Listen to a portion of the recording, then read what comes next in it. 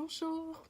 Alors, la plupart des vidéos que j'ai faites en anglais, mais on m'a demandé de faire celui-ci en anglais. En fait, ce que je voulais partager aujourd'hui, bon, c'est des techniques, des choses que vous pouvez faire naturellement pour stimuler votre système immunitaire. Je vais commencer par les suppléments en ce moment, qui seraient vraiment nécessaires à prendre régulièrement, quotidiennement. Alors, on parle de vitamine C, une des meilleures assimilables, des plus assimilables, c'est la liposomale. Mais bon, une bonne vitamine C avec des bioflavonoïdes. Ensuite, vitamine D.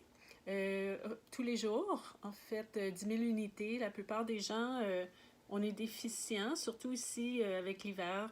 On n'a pas eu beaucoup de soleil.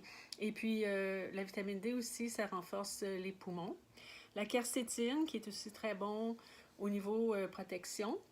Le zinc. Vous pouvez aussi prendre du NAC.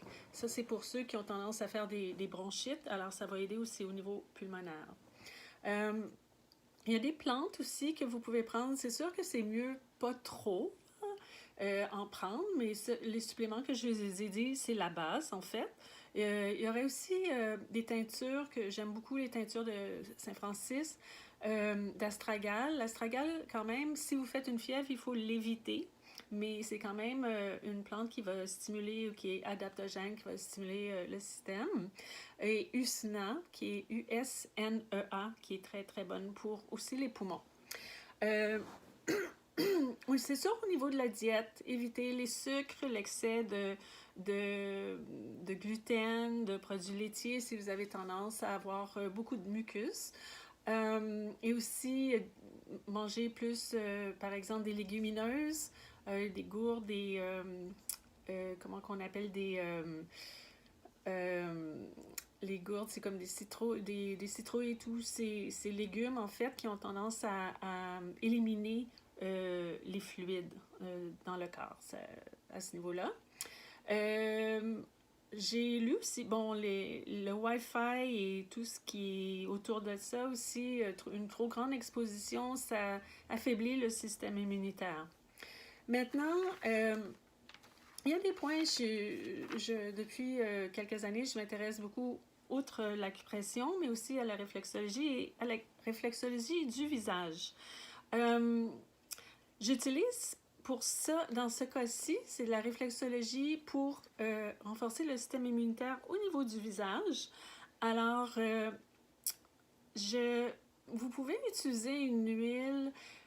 Ça, c'est sûr que c'est un peu fort pour le visage parce que ça, ça peut vous faire pleurer. Là. On s'entend, c'est un produit, un baume chinois. Alors, il y a du camphre dedans, évidemment.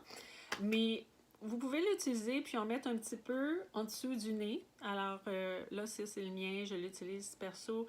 Alors, vous pouvez en mettre... Je vais vous donner quelques points ici à utiliser et vous allez en mettre là, mais vous faites attention, il faut vous laver les mains parce qu'après ça, c'est pas drôle si vous m'en mettez dans les yeux. Alors, quelques points qui sont très très bons. J'ai un outil ici qui est en corne. Vous pouvez aussi utiliser, il y a des bouts de crayon qui sont pas trop pointus. Vous pouvez l'utiliser aussi pour masser ces endroits-là. Alors, sur les côtés du nez, alors vous pouvez masser les deux côtés. C'est au milieu du nez à peu près ce point-là. Ensuite, vous allez descendre un petit peu, juste comme un petit peu en haut de l'arête du nez, comme ça.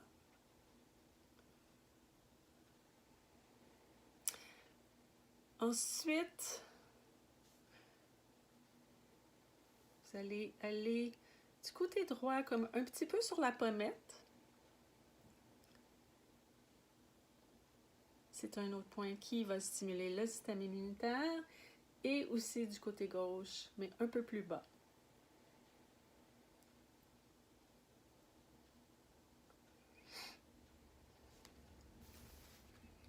Ensuite, juste en dessous du nez,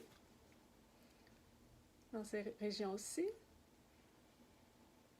vous pouvez stimuler 3 points, un juste au milieu, entre le nez et la lèvre supérieure. Point ici sur le côté.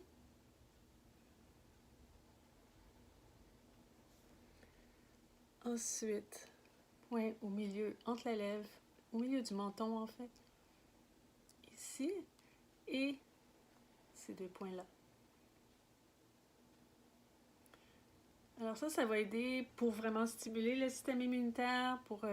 Durant les pandémies, c'est des points qui peuvent être utilisés aussi. Quelqu'un qui aurait une faiblesse au niveau du système immunitaire peut les utiliser. Au niveau des huiles essentielles, on suggère, en fait, c'est pas moi, là, c'est les huiles qui ont été recommandées. Le Ravintsara avec un thé, Cinnamomum camphora, qui peut être utilisé. Je préconise la dilution des huiles essentielles sur les avant-bras. Si vous devez, par exemple, sortir ou être en contact avec des gens, alors vous mettez ça ici. Si la personne a attrapé, par exemple, un virus ou est pas bien, alors on parle de l'huile essentielle de laurel qui peut être utilisée sur la voûte plantaire, en dessous, au pied.